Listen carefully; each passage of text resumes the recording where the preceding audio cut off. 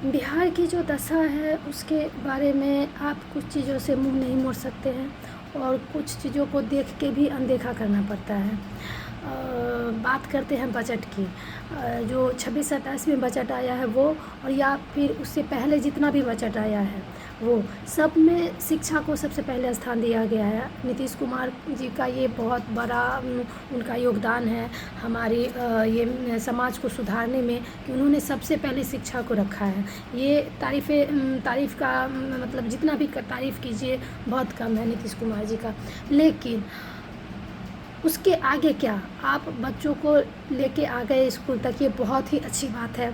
बहुत ही ज़्यादा मतलब इसका जितना प्रशंसा किया जाए उतना कम है। इसके लिए वो बहुत सारे योजना लाए, मिड डे मील, तो साइकिल योजना, तो ड्रेस देना, तो बच्चों के अकाउंट में कुछ पैसे दे देना ताकि आएँ बच्चे, स्कूल आएँ और बच्चों को स्कूल से जोड़े हैं नीतीश कुमार जी। और माता पिता को भी एक तरह से ये किए कि आप अपने बच्चों को भेजिए, उस तरह का वो व्यवस्था किए हैं नीतीश कुमार जी। ये यहाँ तक ठीक था, लेकिन इसके आगे आप शिक्षा के स्टैंडर्ड को तो ऊंचा करेंगे। वो दौर था जब बहुत कम बच्चे जाते थे स्कूल, लेकिन उस समय जो भी पढ़ाई होता था उसको लोग पढ़ते थे, अच्छे से पढ़ते थे, और यदि नहीं पढ़ते थे तो वो फेल हो जाते थे। मुझे याद है मिडिल स्कूल में भी बहुत बच्चे फ़ेल हो जाया करते थे। हिंदी में फ़ेल हुआ तो वो उसका प्रमोशन नहीं होता था। क्लास 6 में यदि फ़ेल हो गया तो 6 में ही रहेगा। एक सब्जेक्ट में फ़ेल हो जाने से उसका प्रमोशन नहीं होता था अगले क्लास में। लेकिन अब ऐसा नहीं है, अब प्रमोशन कर दिया जाता है।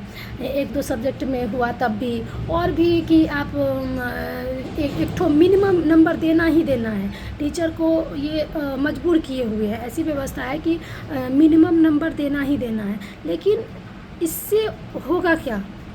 भले ही बिहार का ये आप ऊपर से दिखाएंगे कि हमारे बच्चे बहुत अच्छा नंबर ला रहे हैं, टॉप कर रहे हैं, लेकिन कोर में जो बात है कि बच्चे की बेस मजबूत नहीं है, बेस कमज़ोर हो चुका है, पहले से बहुत ज़्यादा कमज़ोर हो चुका है। पहले गांव में कोई भी बच्चा क्लास 8 में या 9 में पढ़ते थे, उनसे बुजुर्ग सब ऐसे ही पूछ देते थे कि बताओ a+b का होल स्क्वायर क्या होता है, और बच्चा बताता था। यदि उसको पता है वो बताता था और उसको तेज़ बोला जाता था। अभी के समय में बच्चा टॉप रहता है, टॉप किए हुए रहता है, और उसको नहीं पता रहता है।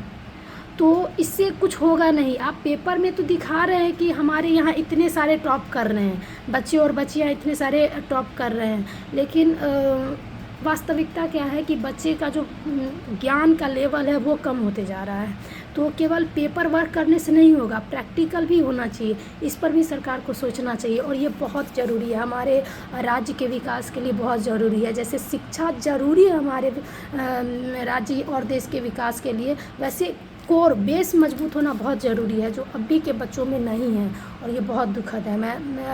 मेरे मतलब बहुत ज़्यादा दुख होता है जब मैं देखती हूँ कि इस तरह का व्यवस्था होते जा रहा है, तो बहुत ज़्यादा दुख होता है। बच्चे पढ़ना नहीं चाहते हैं बुक, उनको बस ऑब्जेक्टिव क्वेश्चन कर लेते हैं और टॉप हो जाते हैं। क्या टॉप होने में है ही क्या? 60% लाना बहुत ही आसान है, क्योंकि एग्ज़ाम का पैटर्न जो है, स्ट्रक्चर इस तरह से बनाए हुए हैं कि बहुत आसान है फर्स्ट डिवीज़न लाना। तो ये शिक्षा का स्तर गिरता जा रहा है।